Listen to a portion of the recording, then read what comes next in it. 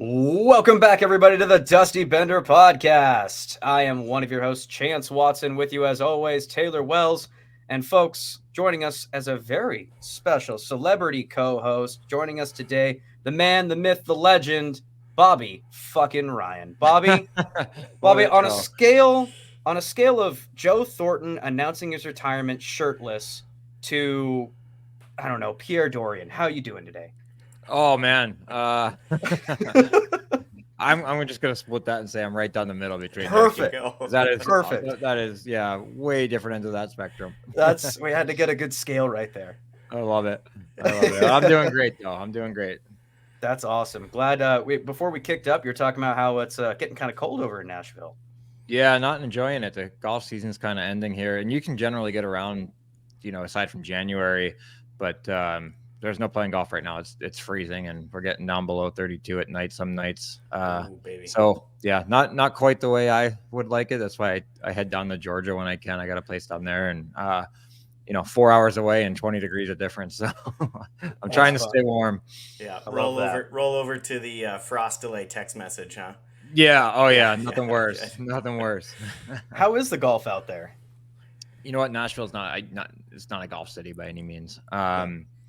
I would say that I live on one of the courses that I would consider the top tier ones, but there really isn't a ton to pick from. Tennessee as a state's kind of lacking it, if I'm being completely honest. So you're saying there's opportunity for us three to start a golf course there, huh? There's some rumors about a couple coming online that would have some pretty big names attached, so I'm keeping my ear to the ground. There you go. God, speaking of rumors in Georgia, the talk has been that the Atlanta might be getting another team again. You know what? I was saying that to I probably not many guys left that are in the league that played there at that building, but I played there in front of maybe 3,000 people, and it was so embarrassing. It was awful. Oh, shit. I just can't see a way that they would make it work. And my girlfriend's from Atlanta, and she's like, I didn't even know we really had a team. I went to a few games when tickets would come up at work, but I don't think that city could do it. I'd be shocked if they found a way.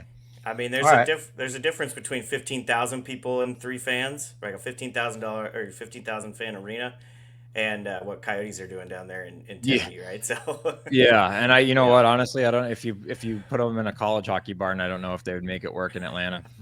Oh shit! And that's not okay. I'm in the South. Nashville, the Preds have a good following, but the South just doesn't. It's all SEC football, which I think is brutal itself. But that's all it is. That's how people identify down here. Where'd you go to school? And then as soon as you say Georgia or Tennessee, they start talking about their football team. And I'm like, ugh. That's okay. Fair. I gotta go. Yeah. Good talk. See you out there. Jesus Christ, that's funny. Well, shit. Okay, so on that topic, like.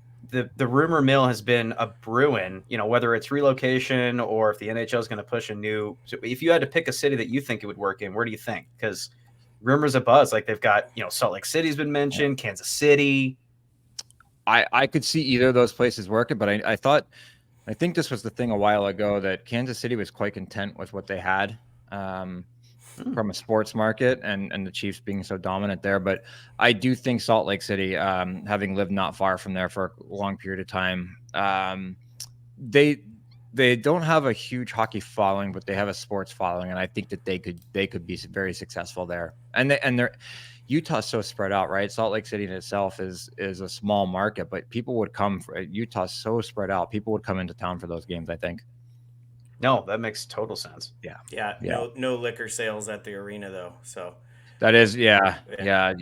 But that's kind of that state. I've spent time there. That is kind of the way that state operates. So you'd be losing some money in HRR, but you got to find ways. They're going to be charging $100 for parking instead of 50.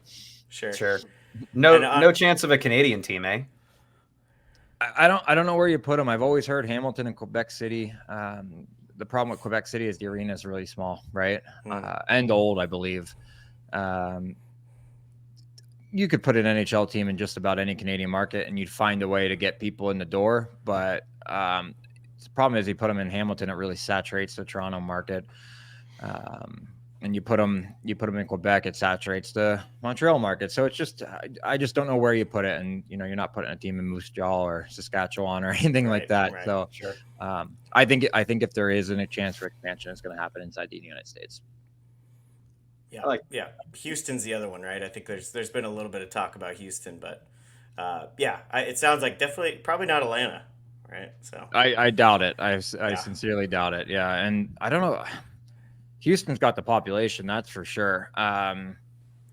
I played an American League hockey game in Houston way back when. I had gotten sent down from Anaheim, and the boys were there, so I met them in San Antonio and then played in Houston. And beautiful arena there. I don't know if that would be the same place they're using now, but there was nobody in the stands for a minor hockey league game. I don't know that you need to throw another Southern market team in. I really don't. I don't see it. It's fair.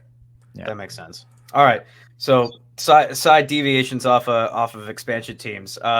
Getting into the headlines for today, because boy, do we have a lot of hockey news, man, just coming out today. Nothing going on. Man, so first off, obviously we should this is the first episode that we've had since the tragic incidents with Adam Johnson and that situation that went on over in England. Rest in peace to the guy. Bobby, did you ever see an incident such as this where, it's a crazy play, skate going that high up? Yeah, I've never seen anything like that. It was a perfect storm of the way he cut across and cut down to kind of lower his stride. And to me, it looked, what happened was accidental. To me, it looked like he was trying to clip the guy on the way by. And it's tragic. It's a tragic hockey play.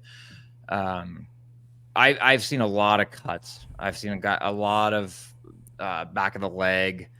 I remember Teemu Solani got a cut on like real close to a major artery on his leg. That was pretty bad. You know about the Evander Kane incident. So this is the point. And I got to this on our show. It's on our podcast the other day. It's just, now I'm looking at the neck guard thing and I'm thinking it's just, there's always going to be freak injuries in hockey. And to me, if you want to instill things at the minor league level, that's completely fair and that's completely safe.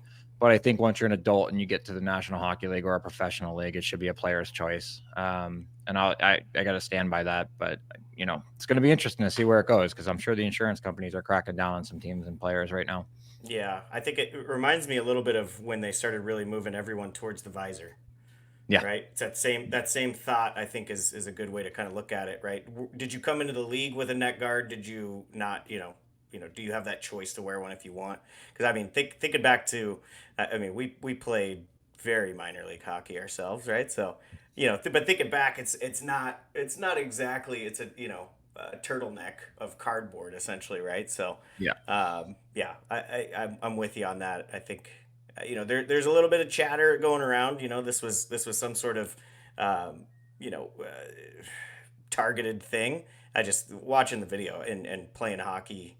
Even at the level that we did, let alone what you were, there's no way. It's just a freak accident, Yeah, I don't think so. I think in this case, the player who committed the act, his reputation has certainly not been a good one. He's been kicked out of 3-4 leagues and it's just continuing to, and I don't even want to know what's going to happen in this situation. Sure. So I feel bad for the player. I couldn't imagine being in his position right now. So, I kind of treading lightly, but I just think when you get to the point where you're forcing things on, like guys are going to turn those things into necklaces because they're going to tighten them up with tape every inch. Like guys don't want to wear them. And I think if a player wears them, I don't have a problem with that. I'm not going to be on them about it or chirp them about it. That's sure. It's a professional and a personal choice to me. Do you think say it gets mandated or, strongly suggested or something like along those lines, do you think it kind of spurs a new wave of like maybe because, all of us growing up, neck guards were just a piece of fucking felt, like it was nothing really around your neck, like that, and it was sweaty and it would absorb. It's just uncomfortable. Do you think it kind of would maybe spark, these larger gear companies to like make something that's, I don't know, a little better? Yeah, I think gear companies haven't really moved into that product because nobody wants to wear them. Exactly. Yeah. If things get mandated, you're going to have a lot of players talking to a lot of equipment reps saying, find me something that is extremely light, breathable, and doesn't exist on my neck. So I could actually see that. And I saw something online today about there being an education system for the players now to, maybe really think about this. And again, I wouldn't get on any guy if Brady Tkachuk wanted to wear one. I'm just saying him because I cover the Sens a lot. If he put one on, I'm not saying anything to him about it. It's a professional choice, personal choice. Go for it. But until they make something that actually is breathable, guys aren't going to want to stick it on. The goal here is to team up with one of those early morning infomercials. They sell those gloves that like they get the kitchen knives and they just like try to cut their hand. Like, no, this is knife proof. We'll team up with Bauer and then we'll make it'll be on Shark Tank Canada. There you go. Ooh. We got two business ventures already, boys. That's good. Damn. Let's go. We're gonna make some money here. So it definitely a tragic event. I agree with both of you guys. I think that's something that you look at it. There's just I don't even know how you plan something like that if you even try to do it. So it's definitely a freak accident, a terrible situation, and it sucks that this is going to be kind of a reactionary situation instead of a proactive one. But it's hockey, man. We're skating around, going really fast with razor blades on our feet. Yep. And the cut. I mean, this incident stands alone, and it's a much bigger one, but you can't have players playing in bubble wrap and chainmail. That's it. Right. And it's the next time something really, really scary happens, we're going to invent a new piece of equipment. It's just, where do you draw the line? We're pretty protected out there, as far as I'm concerned. Yep. Definitely. No, I agree. Taylor, you got anything else on that? It's funny you bring up Tkachuk. Well, I feel like I watch a little more Matthew Tkachuk than Brady Tkachuk, and the way that they chew their mouth guards. Yeah. Right. Like I don't know if those two are going to be the first that go to any sort of neck guard, but no.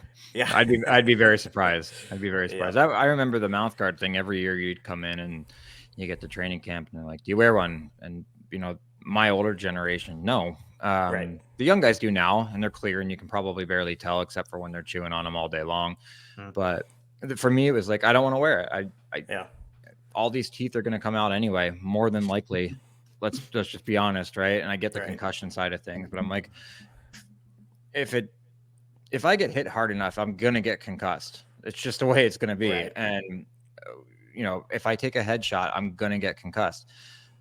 The piece of rubber, I understand the impact that it has, but to me, it's so fucking annoying to wear that I'm like, I'm just not gonna do it. I don't want to. Yeah. So there, and that's another argument to be made where we watch the visors come in. Nowadays, guys come in visor because they've had it on since they were 16. I did when I was that age in juniors.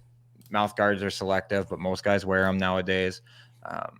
Whereas like when I started, you couldn't sell a mouth guard to a player. Sure. So, yeah. It's the game's changing with the times, and I understand the precautions, but I think it's a little overboard. Yeah. No, makes sense. All right. Well, not to dive into something that people are definitely going overboard on, the Ottawa Senators and the many problems and issues that they continue to have. God, they just can't take a break. It's it's something that we sent out on Twitter. Like this is the most Sens thing that has happened to the Sens since the last thing that happened to them. Yeah, you could copy and paste that and then send it out the next time something. Oh yeah. happens. Yeah, they got a press release ready for just about everything. My last couple of years there, the stories and the things that happened in those last couple of years that I was there, just incredible. You're like, how is this happening? How is this going on within our team or organization? But you know what? It did stabilize for a year or two. The COVID year, certainly things, they weren't a good team, but it stabilized. DJ's got the room stabilized, which is important. But and there's something in the water. I think up there that you get a new situation. The new owner is like, what is going on? Right. Oh, this is what I paid money for. Good. Yeah. He literally came out today. He's like, I'm getting settled with this. What I got screwed, and it's that's just rough. Yeah, the last 10 days for him are certainly he's probably. I don't think he's got buyer's remorse. I think he's very, very excited to be the owner of the Senators, but. At the same time, he's probably going home at night and having a double scotch going, holy hell, what a cycle. Yeah. Oh, absolutely. Yeah. So to catch everyone up, right, we had our Pinto situation, right? Sounds like he wasn't even making any sort of picks on hockey games or anything like that, right? So that was an interesting situation. Then our draft picks from Dadanov. So I mean, I guess you kind of brought it up. What does that do to a team, right? Like Ottawa has a team right now with a lot of young guys. I mean, you brought up Kachuk, Stutzla. I mean, this was the year Sanderson, right? Is that it? Does that hit the locker room really at all, or is it just all right, same thing, practice? That Let's get is into that it. above our is that above like that's Right. the head office? Like, Yeah. do we just You know what? Most of those guys, have, and I'm speaking, specifically to the Shabbats, the Kachucks, the Bathersons, the guys that have been around for a little while. They've seen some things, and to them, they're just saying it's another day in Sens lands as well. But most of those things don't trickle down to the room. I would say when coaching staff stuff is involved, then that will. And I'm sure that the Pinto situation has been such an interesting this one, and we've covered it almost exhaustingly. Speaking about it every episode. I think when players hold out, and it's for an unreasonable reason, the other teammates feel a certain way about him. But I think they're all looking at Shane Pinto thinking he scored 20 goals. Why would you sign a $1 million deal? I think there's an understanding there. And I certainly, as a former player, understand that why would I sign a $1 million 1 year deal, gamble on myself when I already proved I can score 20, only to and we had said this, maybe there was a conversation with him where he said, hey, come in for 1 year at $1 million. We will get you taken care of. But his agent was probably going, there's not a chance Pierre Dorian's going to be the GM at the end of this year. And there will be no reason for the next one to carry on with that faith. So I think when he got suspended last week, I'm sure there was a little bit of a woe period for the players where they said, okay, at least we don't have to talk about this. Now we have to answer a question and we're off for the next 41 games on the Pinto situation. But everything else on the upside of things, the new GM will come in and speak to everybody and he'll speak to his leaders when it's time. But I think they all had an understanding that this was coming because it sounds like the Dadanov news was pretty well known in the room. Yeah. Do you think that the Pinto stuff, the gambling allegations and him getting suspended for placing bets and all that, do you think that had anything to do with him not signing, or completely different subject? I think the two are unrelatable. Okay. And I think if you ask other people in the Sens media, and remember I say that my feet aren't on the ground there every day. I'm in Nashville, so I'm not having the inside conversations, and frankly, I don't want to. I think they're unrelated. Okay. I do believe that there was some knowledge, like Pinto was in Ottawa close to a deal, and I think there was some knowledge of a situation appearing because to get to a 41 game suspension, you have to be doing your due diligence to understand that this is a big deal. So I think they would have liked to have had him signed and then found out the repercussions, but I don't think anybody saw 41 games coming. I mean, that's a fucking hammer drop. That is ridiculous. Mm-hmm. Yeah. You've got you've got people that have done, it seems like I don't know, but the NHL, for an organization that seems to like really double down on the fact that they want people to gamble on their game, they definitely don't want players getting anywhere near any of that world. It's just a touch hypocritical. Yeah. This episode. We're gonna blast DraftKings everywhere, right? On the billboards, on the signs, on the side of the ice, but I still don't even know what Pinto did, if I'm being completely honest. All I know is he didn't bet on hockey, and I don't care if he bet on bet your house on football. Who cares? Sure. That's your problem, right? As long as it's not hockey or cockfighting or something like that. Yeah, exactly. Well, but I think whenever this was going to come out, that their first player within the league was involved in something that didn't align exactly what the NHL thought was conducive, there was going to be a very, very big example made. Gotcha. Yeah, that makes sense. Well, let's take this opportunity to jump to our sponsor. Sponsored by DraftKings. Yeah, exactly. We have to talk. We're sponsored by Botano. It's our biggest sponsor on our podcast, and we had to talk about this for the last couple days. It can all be a touch hypocritical. It certainly can. Yep. Oh, until somebody clarifies, I will just assume that he was gambling on cockfights, and that's like my head canon. I'll pretend that's what happened until somebody clarifies otherwise. That's what I've heard is one of the benefits of playing at Mullet Arena is the cockfighting betting. So I mean, There you go. Okay. So. Oh, that's good. Good ship. Okay, yeah. So, okay, going back into the Sens. So we've got the Pinto situation. Taylor, you were leading us up to it. So this news comes out this morning that the NHL really took their sweet time on it. It seems like Sure did. and smacks the Ottawa Senators with. Taylor, do you got that? What do you know that off the top of your head? Yeah, It's it's first round the pick. first rounder. Yeah, I think they have an option of 24, 25, 26. Okay. So, I mean, it gives them a little bit of breathing room instead of, I mean, we can go as soon back as the Coyotes losing a first round that current year and then the next year as well for some of their just draft conditioning things, I believe. So, yeah, and realistically, big blow, right? I mean, even if this team, which we'll get to talking about, even if this team is ready this year, right? Which we'll get to that, but that's still a big blow. I mean, that's there's a good chance that this draft 24 is has some players maybe not quite the caliber of Connor Bedard, but I mean you could probably find some guys at the 2025, right? So I think it's still a big blow either way, but it gives them a little bit of breathing room, I think. So Totally. what do you think, Bob? I agree. I think if I'm the Sens, I'm holding on to this year's because I've preached them as a playoff team. I still believe they can be. I think that they have all the pieces, but you have to, and I don't know what the deadline is for when they have to decide what the year is, if they get a couple months from the draft and say, hey, we're keeping it this year, we'll defer to next. The likely goal is that they get a little bit better every year, so you try to defer it as long as possible. But right now, they have guys that are way smarter than I am, looking at the potential of all the drafts. How deep is this draft? How deep is that? And how deep is the third year from now? And what year can we not afford to give one up? What I don't like about what this does is it really, and whoever the next GM that comes in, it hurts him, because if this team becomes a playoff team and they become a team in 2 years that takes a gigantic step, and you're looking at guys at the deadline, you don't have a first round pick to give away.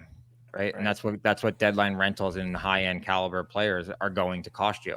So that's probably my biggest thing. Most of the time, your first round pick, if you're in the late teens to early 20s, yeah, they're going to play, but are they going to be the guy that changes the franchise? And they don't need that. They're not going to need that. They have all the right pieces right there in line right now. So, well, it's not. And I think the firing or the resignation was the right thing to do for the organization. I don't think it kills them in the drafting side of things. Right. Gotcha. So kind of a general question that I have, like that's in relevant, we've these first couple episodes during the year, you always kind of preface things with it's early. We're not at 10 games yet.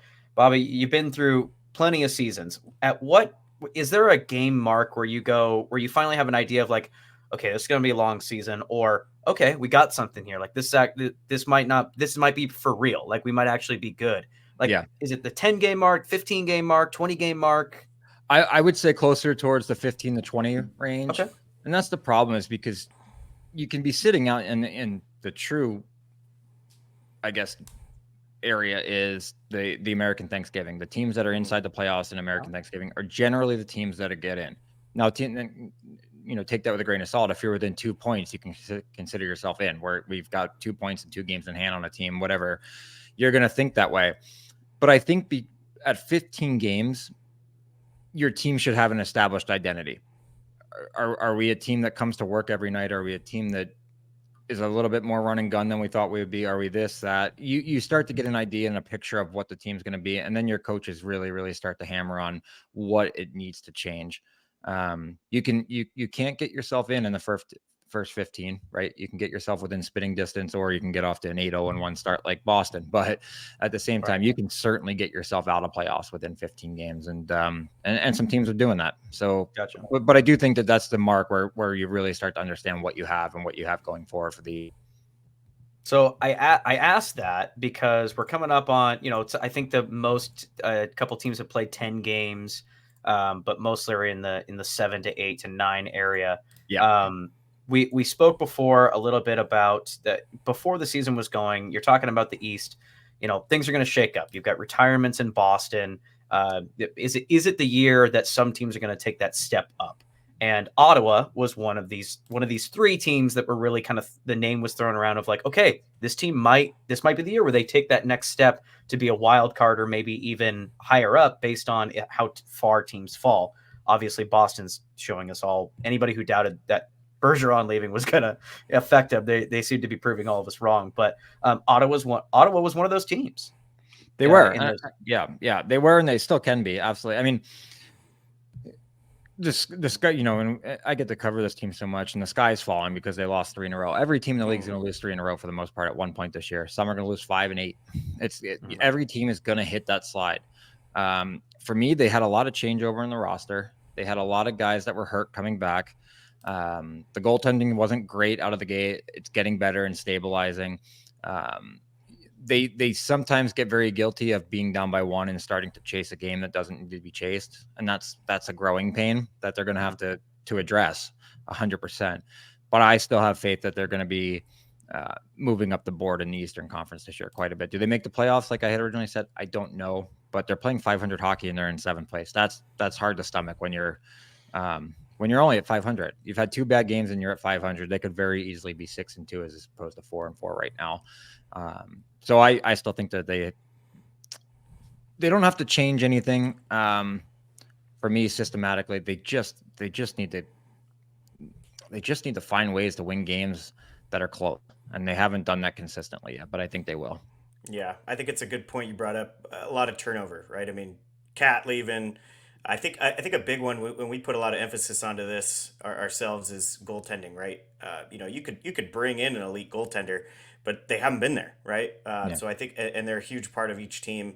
So I think, like you were saying, I think you're going to see, I mean, Forsberg obviously being there, but, seeing Corpy kind of start to elevate, like you were saying, I think he's kind of started to show, why he got brought in and things like that. So yeah, I'm with you. I think they still, I think Chance and I had them a little lower.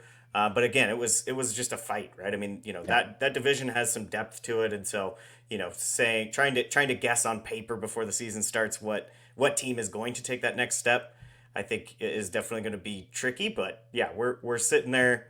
We also put it between that 10 and 20, right? I think that Thanksgiving deadline is definitely a good one. But yeah, with their decor, I mean decor, young forwards that can absolutely bury some goals. I'm with you. I think there's definitely a good chance for that team over a team that has some shakier goaltending in something like Buffalo, right? Yeah. I think you're feeling like you're in a better spot if you're Ottawa than a team like Buffalo. So 100%. 100%. Korpisalo is definitely an upgrade over, in my opinion. We talked about, I have a fairly lower opinion of Cam Talbot. It's not that I think that Cam Talbot's bad. It's just I don't think he's that goal. He's the goalie that you get to kind of stabilize a situation, not necessarily to take the next step.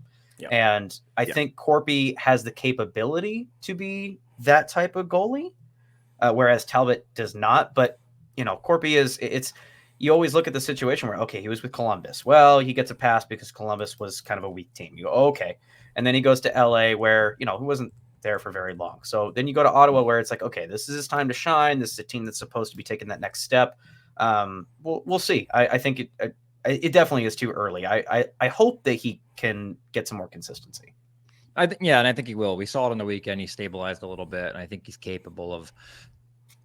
And this is the situation now with the way that goalies are being managed. Yes, some teams have a strong 1 and 2, but a lot of teams do have that 1A, 1B situation where you can plug your guy in, and he can come in and do a decent job. Ottawa's goaltending tandem to me is up there. I really like the two of them. There seems to be a healthy relationship there, which is important. It's kind of like the Boston situation where we've seen how much they've celebrated each other in the past. Yeah. And I think that Forsberg missed a lot of hockey last year. He was hurt as well. So I'm giving it some time on the Sens before I make real judgments on the goaltending situation. But I do think that they can get better. Gotcha. So the natural comparison right now, based on preseason conversations and whatnot, the Senators are supposed to be this natural comparison to Buffalo and Detroit. These three teams are supposed to be naturally, based on observations, roughly in the same area of a rebuild and supposed to be taking that next step. How do you feeling like they're standing up to those teams? I know Detroit's already played them. Buffalo's played them. They lost both of those games. Yeah. What do you think compared to them? And then how do you feel about Buffalo and Detroit at this juncture? You know what? I think Detroit, for me, is playing very good hockey right now. I don't think it's sustainable. I'm not real sold on the D end, the defensive zone, or the defensive lineup. Excuse me. I don't think that those guys can, Cider and a couple other guys aside, they just don't have the firepower all year long to be sustainable. I love their offense. I think Dylan Larkin's playing some of his best hockey. I've seen a few of his games. He's flying. He's finally got that guy in the cat that's going to finish everything for him. And then you got Lucas Raymond, for me, who's been a real nice complementary piece to that line. So I think that they have the best first line to me out of the three. The problem is I don't love the depth there. Yeah. Buffalo, to me, and I had them pretty low. I had them 6th in the division. And arguably I had them above Detroit and Montreal. And Montreal is going to fall off the cliff here sometime. At some point, it's coming. Sure. And they'll end up down there. Buffalo's problem is they play way too loose of a game, and your goaltending is not great. You should be tightening up everywhere. Instead, they just try to run and gun. Which I like. I like watching them because they'd rather win 5-4 than 2-1. So their games are always fun to watch. But they still got some growing pains to go through for me. So I think so to answer your question, I think Ottawa's kind of in that 1A, 1B situation with Detroit right now, and the Buffalo's a distant third.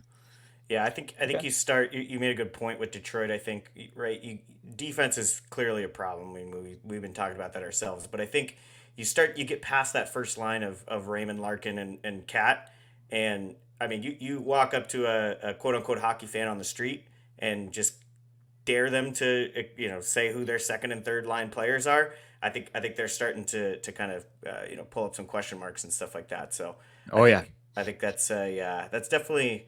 They're not built as deep as a team like Ottawa.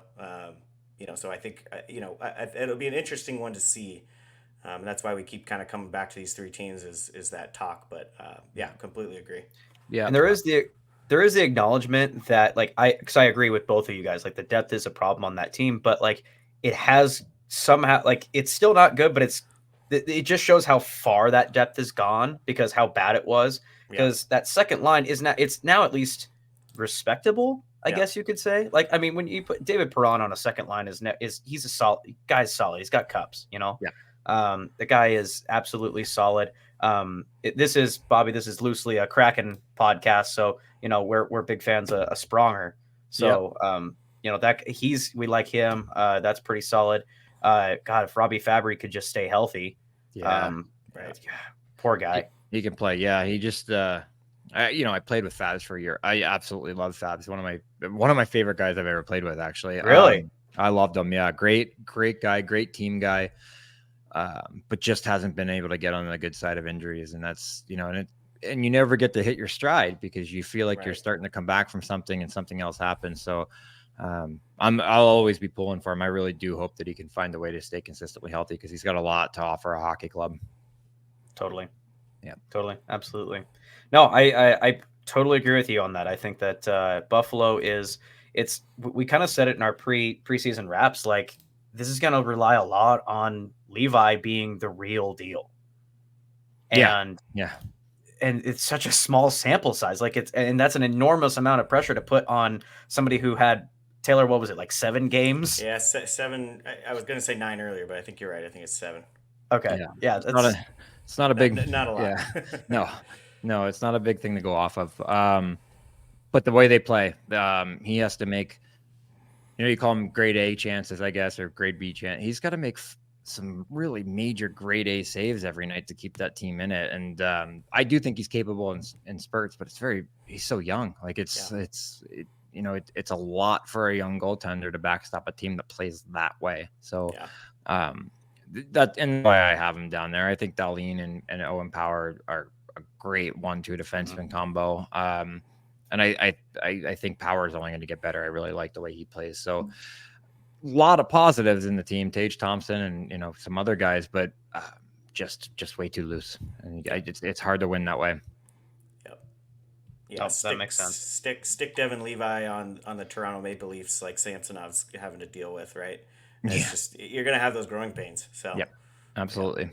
Absolutely. Man, that is well, and it seems like always you got Jekyll and Hyde with that team too. When you've got um, Skinner is probably the best example of like the guy that just can be one of the hottest players in the league and then absolutely just disappear. Yeah, he goes through the ringer. It's like he goes through the. I know that emotional roller coaster of being really hot and then all of a sudden you're colder than a lake trout. It's not fun. So I was gonna say, what that mindset like? Would you? As I say it out loud right now, you probably would rather score like a point a game versus going cold for a little while and then scoring a hat trick here and there. yeah, I think it's certainly, and especially playing in a Canadian market, people love you or they hate you. I was very fortunate in Ottawa because people could really relate to the injury thing. Because I mean, I caught the bug and you just can't. They're like Fabry, and I wasn't missing half a season at a time, but I was missing 4 to 6. You come back, you're 4 to 6 in, 4 to 6 out. I had a couple years of that, and people gave me a lot of grace for it because it's like they were all freak hand injuries. How do you avoid them? But that mindset's tough when you're just not as consistent as you want to be and you're not understanding why because you feel like you're doing things, but then you can find what you're not doing on video. Whereas, hey, here's when you're hot. This is where you get to, what you do, how you get open. When you're cold, for me, when I was cold, I was always elevating, or excuse me, I was moving into areas of the ice that were just too wide. I was essentially trying to get open on the wall, which does nobody any good. Right. And it's very hard to get out of that when you're playing so many games so fast. They just seem to tick by. Whereas when you're hot and you scored 2 last game, you're like, well, we don't play till Thursday. Can we move it up? Like it's just a completely different mindset going to the rink, and when you're off, it becomes a grind, and it becomes much more of a job than you ever knew it was. That's for sure. So I can empathize with anybody going through that. It's not easy. Oh, I can imagine. Yeah. Well, while we're kind of on that subject, just gearing away a little bit, but is there any do you have any thoughts going through your head when you have that trade from Anaheim to Ottawa? Is there anything in your mind? I mean, do you look at pull up your I guess it's X now, right? You pull up your X and you see, oh, I'm worth a first round and this player and that player. Like, does that get into your head at all? I mean, do you look at that kind of stuff as a player, or is it more I got a new business to try to run here? A little bit of both. I think I think I was more keenly aware of what got traded for me because the expectations were set right away when it's essentially 3 first-round picks. And I think his name is Noason. Yeah. And then Silverberg turned into a pretty good player as well in his own right there in Anaheim. I think I was more bummed about the geographic side of things. Newport Beach to Canada, tough one, but up until you get to Ottawa, like Ottawa's got this, the reputation among other players as being a really, really dreary, cold city. And it's actually not. It's actually a beautiful city. Players just don't see it because they don't care to. Sure. So it took me some time, but my expectations were set. Alfie had left that day as well. So they were like, here's the guy that's going to replace him. I was like, whoa, okay. That's not fair to the player in my state at all. But I remember finding out I was sitting at my place in Idaho, and I got the call from a buddy before the GMs even called me. And he happened to live in Ottawa, and he was in my wedding and said, hey, you're getting traded. And congratulations. And I was like, well, I'm going to wait till somebody tells me this, but okay, thanks for letting me know. It was July 5th. I'll never forget it because I was hung to the gills eating white bean dip, trying to sober up. And then all that happened way back when. Yeah, way back when. Mine's a little foggy. I don't know if this can't be real. This is a dream, right? I had heard I got traded so many times that I just thought it was going to be another one of those things. It was like I couldn't get off that trade rumor for about a year there. It felt like. And I knew it was probably coming that summer because Getz and Perry had just signed those big tickets, and we were kind of an internal cap team. I was really the only money that they could move that would make a difference, and I had no say over where I was going because I was only on my second contract. So I knew it was inevitable. But yeah, it was when I got to Ottawa and started to see the city, and it kind of felt like home. It felt very comfortable for me. I started to get over it and get excited, and just I've never worried about what the other players did, or where they went, or what the first round pick turned into, or anything like that. Because it's like I can't control that. I can control what I can control, and that's my business. I love that answer. No, that makes sense. Hey, speaking of Idaho, there we are. Hey, there it is. Yeah, that was out at the Coeur d'Alene Resort for that cancer fundraiser. It's the best weekend of the year right there. One of them anyway. Stuff. Yeah, I have a blast there. Very rarely am I the second tallest person in any photo, but you know what? I'm gonna take that, boys. We were some of the best like of that. One of the best quotes from that, we caught up with the trio of Coop, Chelios, and Gretz, and we were able to corner him for a little bit and chat with them. And Coop saying like, "Coop, this is such a great fucking trio that you're in," and he's like, "Yeah, it's very rare when I'm in a trio and I'm the least accomplished of the three." That's very Coop like. Yeah, it's like, dude, Coop has got 2 cups, and you're like, yeah, that's right. That's crazy. It's hard to find somebody that is like that. Yeah, they got some star power that they fly in for that tournament. That's for sure. And, well, they got some of that, a lot of that over at Gaza Ranch, right? So, absolutely. Yeah, it's. I lived over there. Like I told you guys before, I loved it over there. Just you turn around and you're playing golf with some of the greats. It's kind of fun. Yeah, I grew up here in North Idaho, and we both went to University of Idaho down in Moscow. So it's a beautiful place, and there's a reason why a lot of people keep moving here. Yep. Yeah, it's unfortunate. I had to leave that place behind, but I will still get back there for that tournament every summer. Awesome. Nice. Well, maybe we'll see you next there. I'll be there. Awesome. So, okay, we mentioned earlier, this is loosely a Kraken podcast. We don't like to say that like it's a structured Kraken podcast because we love to talk about other stuff in the league. But Bobby, how do you feel just in a general sense about the newest expansion team? What's the vibes that you're getting from this team? You know what? They're kind of, it's funny because Vegas came in as an expansion team and just caught the world by storm, right? Obviously. And they were much more marketed. Seattle's kind of flew under the radar. I remember watching the expansion draft and then seeing the roster. I thought they botched the entire thing. But with the way, I think a lot of people felt that way. But that being said, I spent more time watching the playoffs than I thought I would. I enjoy the way their team plays. Everybody's on the same page most of the time. They haven't had the start they're looking for. I think, what are they like? I had it up earlier. 3-6, 3-7. Yeah. So, that division's pretty weak. They'll find a way to move back up there. The Vancouvers and the Anaheims are going to come back down to earth, and Seattle will be right there when all is said and done. I think they're a team that's more built for playoffs than the regular season. With the way they play, they're so structured, good coaching, and I wish with the time change, I just, like anybody on the East Coast, I guess I don't watch enough games from out there anymore. But I do. I've caught a few first periods, and I kind of said it a while ago. I said they look like the same team from playoffs. I think they'll be just fine. Yeah. I just, a little bit of a hangover from the run, and some teams are playing better than they are. Right? They're a consistent team. They'll find a way. Oh, you're saying my Duckies aren't going to win the cup this year, huh? I don't know what the Duckies are doing right now, but they're playing coming on their minds for some reason. They'll come back down. They really will. Yes, they will. Yeah. Yes, they will. It'll be interesting. You think Gibby finds a new home? So I was just going to say it'll be interesting to see if Gibby finds a new home, because that will dramatically change things. But I had Seattle in as a wild card team this year. I like LA. I like LA a lot. Is PLD the real deal?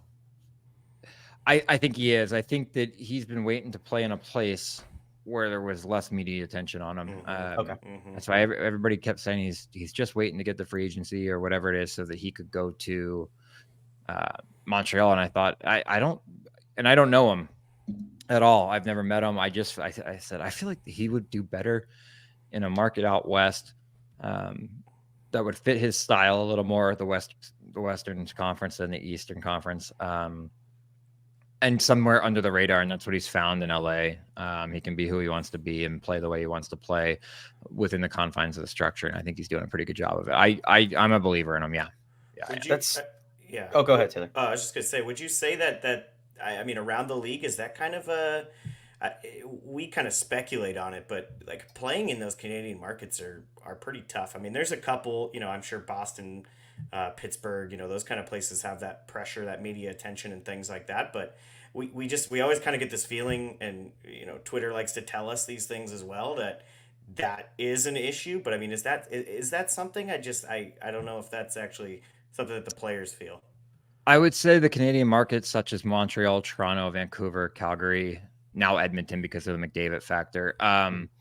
Yes, those could be overwhelming. Like I was very fortunate. Winnipeg, Ottawa, those are places where you can just go about your business and fly under the radar a little bit. But that being said, on a big day in Anaheim when I was there, you'd have 5 beat reporters come in, and that was like, we're like, whoa, what happened, right? Right. And then on any given day, you could have you could have up to 30 of them in your room in Ottawa. So it does get to be a little wearing because God forbid a team's playing well and somebody wants a story on something that they have to make up, or make some grandiose story where there's just really nothing there, and you're answering questions sometimes going, what the fuck am I talking about? Right. There was a good bit of that. So yes, there is a stigma around the league where players get the free agency, and you don't often see them going to the Canadian markets for that reason. Yeah. One of the reasons, right? One of the reasons. The taxes are So this kind of plays off of what you guys are talking about. So it seems like there are players that do genuinely thrive off of the spotlight. Like and this is again totally just my read, but like say like a player like Panarin. Panarin goes from Chicago to Columbus. Columbus definitely not going to be the market that Chicago was, especially with all the success they had. Immediately goes to New York, where you're going to have a big stage. Not to pick on Columbus again, but Bobrovsky goes from there. He leaves. It seems like there are some players that love that spotlight, whereas there are others that don't. They don't want that, and they don't thrive under that spotlight. Like Toronto is the best example of that. It seems like the Toronto media and even the fans to a degree, they end up. You get 40 games in, and they've already targeted somebody that they're like sending threats to their family, it seems like. And it's like, oh man, why would I want to play in a place where Toronto's not playing well? It's got to be Bobby Ryan. It's I mean, you're speaking the truth. There's players that I've played with, players of all personalities. Some guys that are just quiet, that are quiet, want to go to the rink, want to go home, that can actually thrive in a Canadian market because they don't care. And that works. There's some other players that absolutely need the attention. So a place like that, they can have success. And it's just a matter of personalities. Like for me, I was always very candid with the media, and I think they gave me a lot of space because of it. If they knew that they were coming to me, they were going to get a quick, truthful statement and move on. Whereas other players just gave them cliches every night. So they were like, all right, well, we're going to press. And guys would bitch and moan about that. I'm like, well, if you're just truthful and candid, they're going to be fine. Right. That was my experience. Whereas I was able to handle it, I guess, to a degree. But there were certainly times where I left the rink and I was like, enough's enough. Like, how do I get to a Dallas? Right. I'm just picking a city. But it's just a matter of whether you can take, you talk about the wear and tear on your bodies, but the wear and tear on the mental side of things can be much worse, especially if things aren't going well in a Canadian market. And you're telling me that you can't just go to the media and say we need to get pucks deep, and then they're just like satisfied with that? No, God, no. And then they want to know why you're not getting pucks deep, and you're like, well, yeah. It's like I don't know what to tell you. You go with the other cliche, like, oh, you just got to play our game, Yeah. We just got to grab the bull by the horns, and whatever you can do. I love that. But no. So I kind of went off a little track on Seattle. No, I love that with Seattle, because one of the things that their greatest strength is their greatest weakness, right? Like this is their first line. We've been saying it on our show for a while. Their first line is probably the equivalent of a second line, and their second line is probably a second line, and their third line is kind of a second line. Yeah. and their third line is, or their fourth line is probably a third, fourth line. So it's their strength is not necessarily like Jared. What do you think of Jared McCann, by the way? Is he like a bona fide 40 goal scorer, or was that kind of an outlier? I think that was a bit of an outlier. Okay. And that's not knock on the player. I think No, of course not. 25 to 30 goal scorer. I think he can flirt with 30 every year. I like his game. I think he's a pretty cerebral player, and he makes the right play a lot of times. But just speaking of the depth, see, that's the depth that sometimes bites you in the ass during the regular season, where teams can have any kind of night. But in the playoff, the game changes quite a bit. Whereas, if you have the depth that they have, and you can score with at least 3 of the 4 lines, you're in a really good position. You just have to pay attention to who's hot and who's cold when you have that depth, because you have to roll the line that is giving you the best option to score every night. When you're not a high scoring team, they're not a high scoring team. They're a team that is going to have to be, one line's going to have to elevate more often than not, but it gives you the balance to not know which one it's going to be. And that's not a curse, right? That's kind of a blessing. Yeah. Right. One of the things that we bring up quite a bit is, if you're going to have that kind of, like you're saying, playoff setup up front, you want your goalie and defense to kind of bail you out a little bit during the regular season, right? And that's something I think, even last year, I think they struggled with a little bit, but we're seeing that struggle continue, and the offense has dried up a little bit. So yeah, that's interesting. Yeah, those things are gonna, when you have, like you said, when you have 3 second lines, essentially, you're gonna hit dry spells. You're absolutely gonna hit dry spells as a team, and that's why I said it. I like the depth. I think that they'll come out of it, and not everybody's going to get hot at the same time and go on runs that they're just going to steadily climb and stabilize more than other teams will after the 20 game mark. Right. No, I get that. Because we catch ourselves. It's not normal. Like normally when you're talking about a team, especially when you jump around the league like we do, you're talking about the first and second line, but we're sitting here. There's nights where we're sitting here going like, God, Kyler Yamamoto had an awesome game. Yeah. I love Yamo. Yeah. Oh, man. Yeah. Taylor's probably sick to death of me talking about how he was a Spokane boy, so I skated. Oh, I know. With him so I skated with him growing up. He was in the lower age group. Yeah. His squirt team would come up to our Pee Wee team and just kick the shit out of us. That's amazing. That's amazing. Yeah. I've been on the ice with him a lot the last few years. That's awesome. Nice. That's awesome. Nice. But yeah, no, like when we're sitting here talking like how, Yamo or Shore or something like that, guys that are rounding out the fourth line, how they're impacting the game. Like on one hand, that's a bad thing. Like, oh, should we even be talking?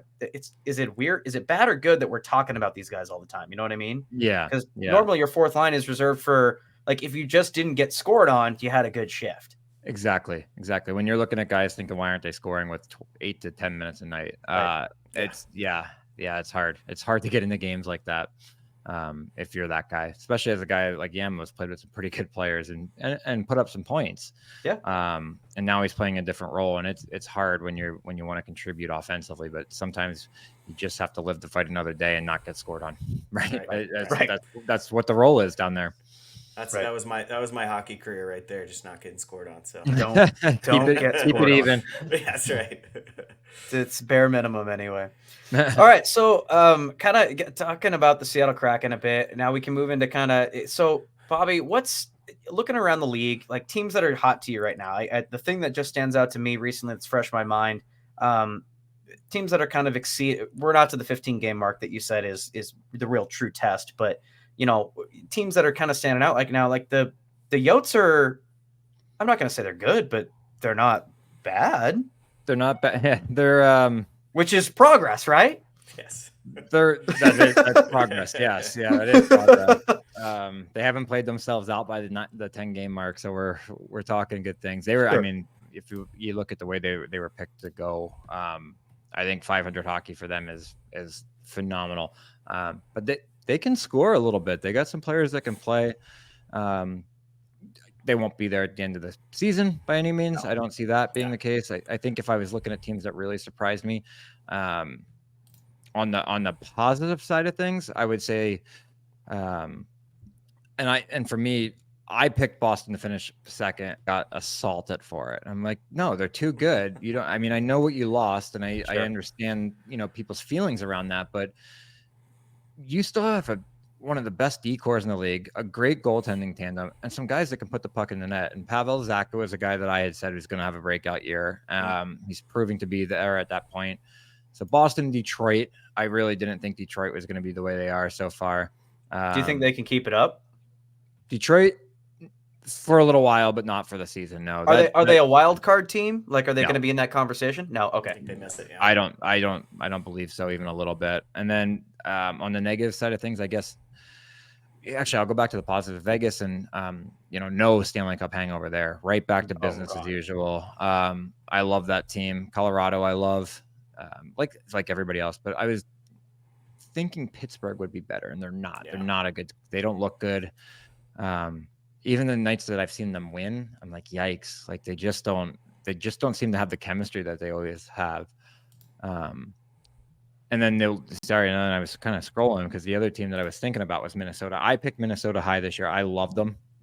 I love the makeup of the team, and they seem stuck in the mud to me a little bit. And this is one of those teams where you get to that 15 game mark and you're like, do we even have an identity? Like, do we know what kind of team we are? Minnesota hasn't had an identity in as long as I've been alive.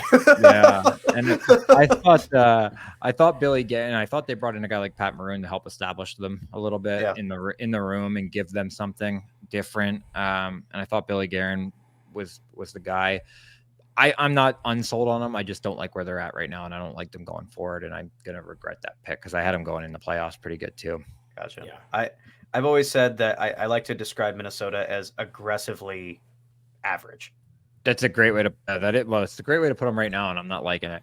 It's not fitting my picks. They just it's very hard. Like sometimes I forget it's them and the Islanders for some reason. Like I forget. I'm like, oh yeah, they exist. That's They're a team. They are a team. They do exist. That's a thing. Taylor, what do you think? So looking at this Pacific Division, it's pretty it's weak. Yes. Yeah. What are we thinking here in terms of who's rebounding? And Bobby, this is for you too. Like, is Edmonton in trouble? I mean, you can't have a guy like Connor McDavid and say that they're out of it. I mean, we're saying 15 to 20 game mark on that team with McDavid. I think you could push that on a little bit. Like you could potentially put them into the 20 to 30 to really say, okay, if they're still sixth in this shitty Pacific Division, yeah, we've got a problem. But I mean, you can't count them out, right? Even though they're so top heavy, it's hard to count them out. But that goaltending is it's not. They haven't fixed that, right? I mean, that was their area they needed to fix, and they're still not, right? So got to hear Bobby's thoughts on that. Yeah, it's got to be the goaltending, right? It's a lot of it. They play a little too loose as well because they know that they got two guys that are going to put up 140. Sure. With McDavid being out, they just need to try to stay in the mix a little bit right now and stay afloat. And Draisaitl is going to really have to elevate for the next little bit, which we know he's capable of doing. The problem is, I don't see who you're jumping outside of Anaheim is going to come down to earth. Mm-hmm. Vancouver, I think, will. But you're looking like you're going to be fighting for a wild card spot right now. Right. At best. And then what do you get with that? You get Vegas in the first round, who they played in a pretty good series with them last year and arguably could have won some of those games they lost.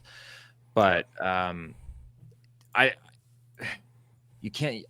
This is the thing. You can't ever count them out with that. But the goaltending is just it's not even not good. It's bad. It's a bad situation there. So unless they tighten things up dramatically, split McDavid and Draisaitl up and try to come with two very, very good lines as opposed to one completely dominant line, I just don't see where you make ground up at all. Yeah. I mean, do you think they use the Heritage Classic as any sort of jumping off point? Like, I know Calgary's not, even with Sutter not behind the bench. Calgary's cooked. Calgary should start to sell. Yeah. I mean, but is that something that you can use as some fuel if you're Edmonton to say, hey, outdoor game, everyone's eyes are on us. Battle of Alberta. Can they still use that as a leaping board, or is that kind of just mute? I you know what? I've played in a couple of those games. No, it's not. It's no different than you're playing them in your own barn. Honestly, it's just got more fanfare involved around it. It's funny. Players look at those games and like I shouldn't speak for everybody, but we're like, it's a gimmick. It's a gimmick game. But I mean, it is. Yeah. But somebody's getting 2 points tonight, so might as well be us. That's kind of the way we thought about those games. Sure. So no, I wouldn't read too much into it. Those games always feel like they're different than an NHL game too. Yeah. Like I remember the one in Vancouver, we were built up on a platform. It felt like we were going to fall through the ice, and then the one in Ottawa, it was so cold we were huddling on the bench. So yeah, there's no team bonding in those games or any reason to say here's what we did so well. You're just trying to get that game over with, to be honest. Can we pull up a picture, Chance, of Bobby cuddling with some of his Ottawa Senator teammates in that game? It's got to be, yeah. We got to throw that up there. You say there's no team bonding there. It sounds like there's awesome team bonding. Well, maybe a little bit, but yeah. I just remember I was like, is the penalty box as heated as the bench? Because I'll absolutely take a double minor to go sit there for 4 minutes. It was so fucking cold. Swing on somebody's ankles right now. Yeah, count me in. I never took shorter shifts in a game. I couldn't get off the ice fast enough. It was so cold in the first and the third when we were skating into the wind. Oh yeah, nostrils are frozen, the lungs are out. Yep. Yeah. Say that's I mean something to keep track of when Seattle's not too bad. It's more known for rain and less of cold. Yeah. But that'll be an interesting winter classic between Seattle and Vegas. Oh yeah. That'll be. I'll watch that one. I'll stay up for that one. Watch that one. Yeah. Bobby, I got an extra ticket if you want to go, so you just let me know. If I could, maybe I'll fly across the country for that. Where it's in Seattle, right? Yeah, it's in Seattle. Yeah. Probably not though. That's a long flight. Perfect. Sweet. Love it. But yeah, no, Edmonton is God. It's they're everybody's picking up them as a Stanley Cup final, and I'm laughing because what did they do in the offseason, really? Like, it's at the end of the day, this team revolves around two, if you want to throw Evander Kane in there, three guys. Sure. Really? Yeah, there's not enough balance. I agree. Shit, I had him in the finals too. I don't know what I was thinking. For me, I felt like it was the year after last year's playoff run. I was like, you know what? Maybe some of their guys got it, how close they got essentially, and understood things. And maybe McDavid and Draisaitl realized, okay, we don't need to score 4 every night. We need to lock some other players down and score 2 to win. And it's not the case. I'm immediately regretting that pick. They needed to learn. So, and I use this example of Ovechkin is the perfect example in my eyes. Early Ovi was just, he was a one-man wrecking ball. He's trying to score 3 goals every night, and he's showing up defensemen. He's blowing past him. And that was in the old days in the Southeast Division where you're stomping on Carolina, you're stomping on Florida, you're stomping on Atlanta. He's putting up all these crazy goal totals, but it's not, you'd get into the first round and then he just gets stomped by Pittsburgh or something. The year that he won, it was statistically, I don't think it was his worst year, but it was one of his lower years. But he won because he started playing a two-way game, and he started playing a little more of a team game instead of, trying to put the team on his back every night. Yeah. And I'm not saying that McDavid's not a two-way guy. I mean, he is. There's very few people. I was about to say there's very few people that would say that McDavid isn't the best player in the world or in the league. But as soon as I said that, I thought of Cooper because I talked to Cooper about this, and he tried to make an argument for Kucherov, which I'm like, Coop, you might be a little biased here. Yeah. He made a good point. He was trying to say that Cooch is the best. He makes anybody that's on his line better. That's fair. So yeah, and I made that. It was a good point. Yeah, it is hard to argue with McDavid though for me. I just think, and I like your comparison. I think he's had a little bit of loss in the playoffs and been close a few times. So that's why I thought maybe they've really gotten close and they've had a taste of it. And this year was the year it changed, but I didn't take into consideration the goaltending situation, and I didn't account for injuries. If one of those guys goes down, the team's cooked. So I don't know. I'm looking at my paper right now with who I had in the finals, and it was Edmonton. So I'm hoping he comes back and still gets 100. I get Sharks vibes from this team. They're always on the cusp. They're going to make I don't doubt they're going to make the playoffs. They'll figure it out. Yeah. But I get those vibes. It's like they just don't have it. You know what I mean? They're missing. Well, we know what they're missing. It's the goaltending. That's the biggest part. Yeah. Oh, Taylor, how many teams have we said they're a Gibson trade away from being an actual contender? I mean, I can tell you at least 6 or Devils. 7 right now. Devils are a big Devils. one. Yeah. Yep. If Gibby went to the Devils, that would be a frightening team. Yes, it That'd be a little would. scary. That would be. So that's actually a good way to segue, because Bobby, you were talking before. We always like to end these shows with a little fantasy talk, and I know you're not into it, but as soon as we said something, you're like, "Oh, Hughes." Yeah, I don't know who else you take. Yeah, and I know you guys play in a deep league, and I don't know the league well enough to really get into that kind of stuff. But yeah, what a world beater he's been so far. It's crazy. Yeah, and I saw a ridiculous stat about the amount of points he's had in his last 100 games, and it was like a 201.82 game pace, which That's insane. Yeah, so something ridiculous. So I don't know enough about fantasy, but he's my I mean, if I'm picking first overall, he's my guy. It's usually about consistency. If you're in a fantasy league, you want guys that are putting up a point a game a night, whether it's a goal or an assist. You want that consistent that consistent point production. Well, I guess you get I'll make an argument for Brady Tkachuk because all the hits. He gets some points on the power play, and he hits everything that moves, and then he fights. So he's got that's another guy that could go. Well, he probably comes off the board in a standard draft, I would imagine. So I don't know where, in a 20-team league, I don't even know how many guys are on your waiver wire at this point. Oh man, it's pretty deep, honestly. Like I'll pull it up right now. Got top guys that are, according to ESPN, so take it with a grain of salt. Top guys that are sitting on our waiver wire right now are Hampus Lindholm, Verana, David Savard, Andrew Kopp, Matthias Ekholm, Anders Lee. Yeah, I mean, you're getting to the point with 20 teams where you're taking guys in the AHL just hoping that they get called up. Hoping they get the call. Yeah, that's great. So Anders Lee's intriguing because he hits and he'll get the odds fight and power play goal, so he's intriguing. Yeah. I got nothing for you guys. I wish I had more fantasy news. No, you're good. Your buddy Corey Perry, he's available. The Worm, I would always take the Worm. You never know if he's going to get a 5-10 or a game or. That's funny. I gotta just to be a homer and a complete kiss ass here. I got a Bobby Ryan, a Getzlaff, and a Corey Perry jersey in the Do you really? So oh yeah, man. Love it. We had some good years there.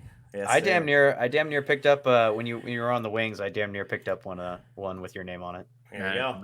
I can't believe I was so lucky to wear that jersey. It was incredible. Yeah, that's cool shit. But to end the show, let's talk a little bit about that. Like, so going to the Red Wings, even if it was for it was the shortest team of your career, but what was that about? Going to the Wings, playing for the Winged Wheel. You know what? I had some options. This one made sense. It was in the U.S. Obviously, that was something that was important because my kids were, starting school and things. So we wanted to be a little closer to where we knew home was going to be, which was Nashville. It wasn't far from here. And then it's an Original Six franchise, and you're interviewing with Steve Yzerman, and he just blew me away with the way he talks and the way he sees the game. So I had ties to Michigan from being there as a kid and playing for Honey Baked and stuff. So it just felt like a great fit, and it was. I just wish I could have gone back longer. When we talked about signing the next year after the training camp, and I had the option to sign, but I would have been waived, and I knew I would have been picked up by some of the teams that had tried to sign me, and I did not want to do that. And at that point in my life, if I'm being completely honest, I talked to Steve in the morning, and I was here in Nashville by 7 p.m. I was just ready to be done. My body was. I just wanted to know that my arm could do it after the tricep surgery, and get through camp, and I did. But that's the deal.